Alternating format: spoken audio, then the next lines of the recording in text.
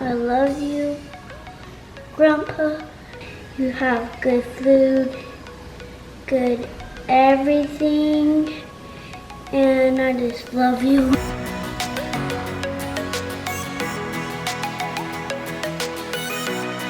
Hey guys, this is part 2 of choosing the best lens for you.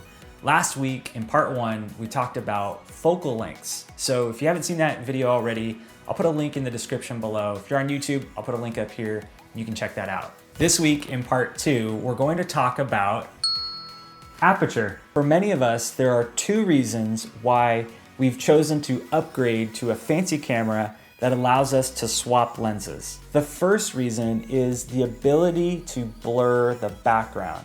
Being able to take a really sharp shot of a subject and have that background completely disappear. It gives you that 3-dimensional professional look. The other reason is the ability to get better low light performance.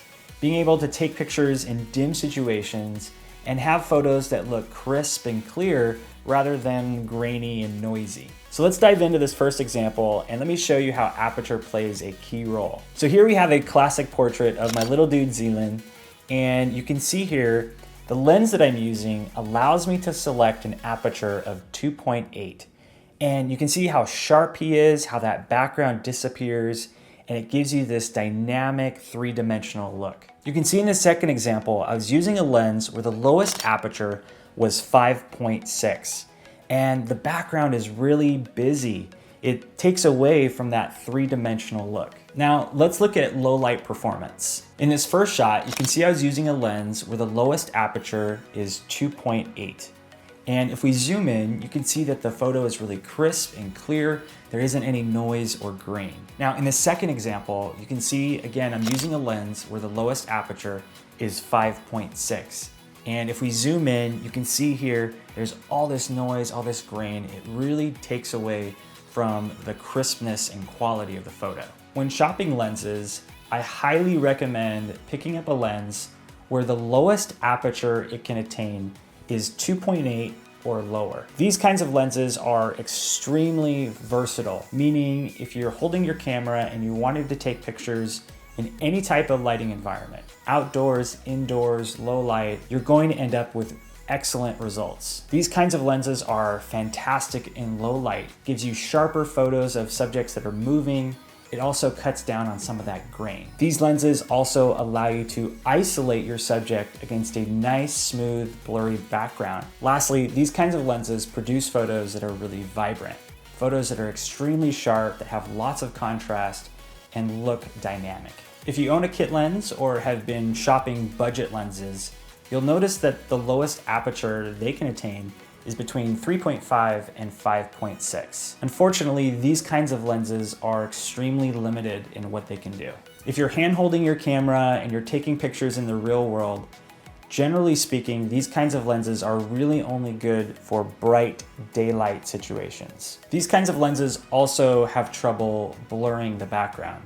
In fact, in many cases, you're left with a really busy, distracting background that can really take away from the subject. Lastly, because these lenses are kind of dark, they really struggle in low light. And because of that, it adds a lot of grain and noise, which really detracts from the overall image quality.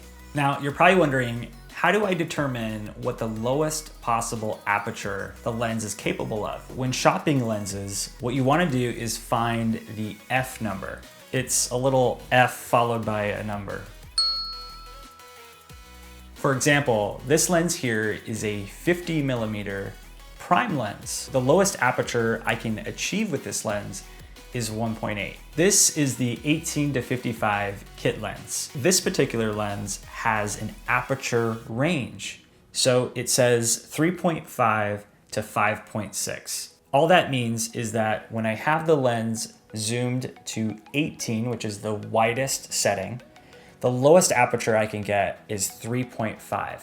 But as I zoom in to 55mm, that aperture increases. So the lowest aperture I can get is 5.6. So remember, if you want blurry backgrounds and crystal clear photos in low light, pick up a lens that's super bright. Love you. Love you. Love you, camera.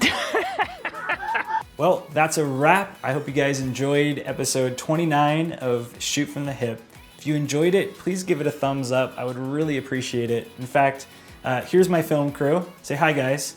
I'm just a one-man band. I record, edit, and publish these videos each week because of your positivity and encouragement. So leave a comment below. I do my best to get back to everybody. And if you haven't already, be sure to subscribe. That way you can see my videos each week in your feed so you don't miss it. Until next time, I hope you guys have a great rest of the week. Happy clicking.